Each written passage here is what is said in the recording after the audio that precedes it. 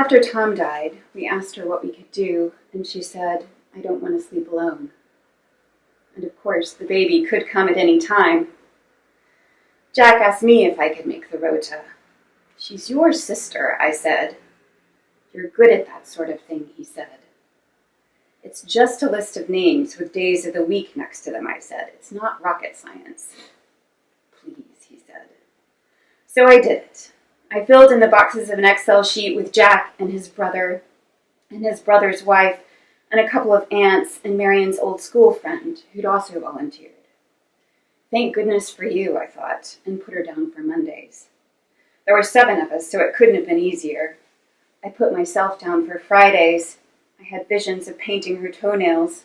She couldn't reach anymore. And of popcorn and old movies on TV, like it was a teenage sleepover or something. Distractions, I thought. We need distractions. Of course, what I meant was, I need distractions. I don't know if you've ever spent time with the recently bereaved, but it's like sitting next to someone who's been in a fire. Their skin has been burnt away, showing the bloody mess underneath, and there's not a thing you can do. There's a reason why funerals are such carefully choreographed affairs, and the visitation, Jesus, the visitation, all designed to keep us bystanders at a safe distance from the howling pain of it. Of course, we all loved Tom, or liked him anyway. I don't think we had enough family holidays under our belts to love him yet. But even if he'd been a part of the family for years, of course it's different, losing a brother-in-law versus losing the love of your life. At least that was how she talked about him when she first brought him back from New York. "He's the one," she told Jack, "so you better not scare him off. You can't blame me for that scrawny vegan hipster you brought home last time. That guy was afraid of everything." He sidestepped as she swatted at him. They'd done this routine before. "Anyway," he said, his voice deepening to let her know he was serious, "if he's really the one, it won't be possible to scare him off."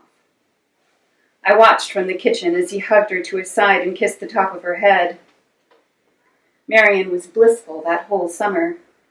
So that's what being in love looks like, I thought, as they constantly touched each other. Her hand on his arm, his in her hair, and smiled into each other's eyes like they were the only people on earth. I secretly hoped it wouldn't last. I had put Jack down for Tuesday since he worked at home on Wednesdays. When he came in on Wednesday morning, I asked how it went, and his face sort of exploded. There were tears shooting out of his eyes, little projectiles peppering my silk shirt. I pulled him to me and ran my fingernails through his hair, the way he likes, and made those there noises one does. I was horrified. I'd never seen him cry like that. Never, not even when his mother died. When he quieted down, I made him a cup of tea. Why is tea the drink of emotional suffering? And then I went to change my shirt. There was a big damp patch on one shoulder from his tears, and even larger stains under the armpits from my sweat. I can't do this, I thought, but then I felt like a total heel. All week I dreaded it, so when Friday rolled around it was almost a relief. Finally I could get it over with, until the next week. I packed a kit bag with microwave popcorn and chocolate bars and a pedicure set that Jack had given me last Christmas and I'd never used. I bookmarked some good sites for baby clothes and gear on my iPad, and at the last minute I tucked a discreet flask of Johnny Walker into the zip section. "You'll be fine," Jack said, catching sight of my face on the way out the door. "You're so good with people. You know just what they need." "I'm not an alien," I said. "I'm not from outer space." "Funny," he said, and smacked me on the bottom, no doubt feeling giddy because it was me instead of him going off to watch his sister suffer. When I rang the doorbell, the day nurse let me in. She already had her coat on in her handbag. "She's in the bedroom," she told me, jerking her head upwards, and then she ran out the door. I watched her sturdy bulk recede down the sidewalk remarkably quickly until she turned the corner and was gone. I took off my coat and hung it on a peg in the hall. Tom's electric blue Gore-Tex was still there, hanging like a jaunty affront. "Shit fucking damn," I said, and trudged up the stairs. She looked like an engorged tick lying there, big body and skinny little legs. "I'm here," I said, already feeling useless. "I heard you come in," she said. I felt myself flush. I hoped she hadn't heard me down there cussing. I looked around the room. It was smaller than I had remembered, a lot smaller, and nearly everything was white. The bedspread, the chest of drawers, the chair jammed into the corner, everything except an old cedar chest at the end of the bed, like my grandmother used to have. It stuck out like a sore thumb. I looked at it in relief. It needed a couple of bright red throw pillows and an afghan for company. "You've redecorated since I was last in here," I said. It had been at their housewarming 3 years ago, but I wasn't going to mention that. "I swear it was light blue then," I said, cringing at the false cheer in my voice.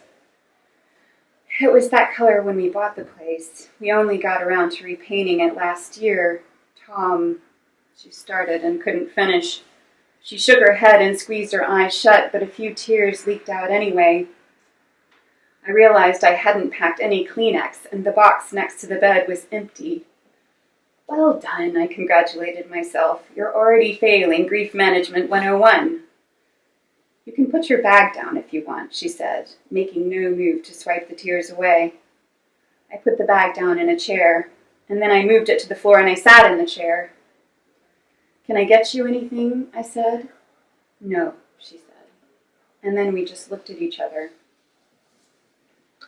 "Are you going to survive this?" I said. "I don't know," she said, and put a protective hand to her belly in that way pregnant women have. My turtleneck was tightening around my throat like a boa constrictor, and it itched. Wool had not been a good choice. "I'm going to make some tea," I said, and escaped to the cool of the hall. Of course, the kitchen downstairs looked like a florist shop. Vases of flowers and African violets everywhere. Some of the flowers were already drooping and scattering brown petals across the white countertop. Why do we do this when someone dies, I thought. It is so not comforting. I put some water on to boil and began pulling out the dead and the dying and rearranging the survivors. It felt like a good chunk of time had passed. But when I checked the microwave clock, it informed me that it was only just past 6. "Surely you lie," I told it. I arranged some tea things on a tray. I wondered what time I could make dinner and looked in the refrigerator. 6 pans of lasagna looked back. "Shit," I said. "It all tastes the same," she said from the doorway. I jumped. "You almost gave me a heart attack," I said, and then cringed at my choice of words. "Are you hungry?" "No." "You know you have to, right? Eat." We both looked at her belly, asserting itself through the folds of her robe. "It won't starve," she said. "It will take my fat stores, and then my muscle, and then whatever else is left of me." She said it matter-of-factly, without any apparent resentment towards the tiny cannibal inside of her. "How about takeaway?" I said. "You could use a change." I piloted her over to the kitchen table and put a cup of tea down in front of her. "You just stay right there," I told her, although she hadn't moved at all. I ran upstairs to get my iPad. I retrieved her slippers from next to the bed and then stopped to take a swig of scotch. I felt the rigid fibers of my body ease slightly, like spaghetti exposed to the steam of the pot. I ran back down the stairs. She was still sitting exactly as I'd left her. "Here, your feet will get cold," I said, dropping the slippers next to her chair. When she made no move to take them, I grasped her ankles one at a time. She was so thin I could almost reach my fingers all the way around and slid her feet in. It felt like I was dressing a child. She didn't react. "Pizza or Chinese?" I said. "I don't care," she said. "You still have to choose," I said. She looked up at me then, and for a minute I thought she was going to tell me to go fuck myself, which I have to say would have been a relief. "Pizza," she said. "Toppings?" "I don't know." "Did you ever order pizza?" "No." Good, I thought. No happy memories to be conjured up by those flat, oily boxes. I went to my favorite home delivery site and ordered a margarita and a quattro stagioni with extra olives.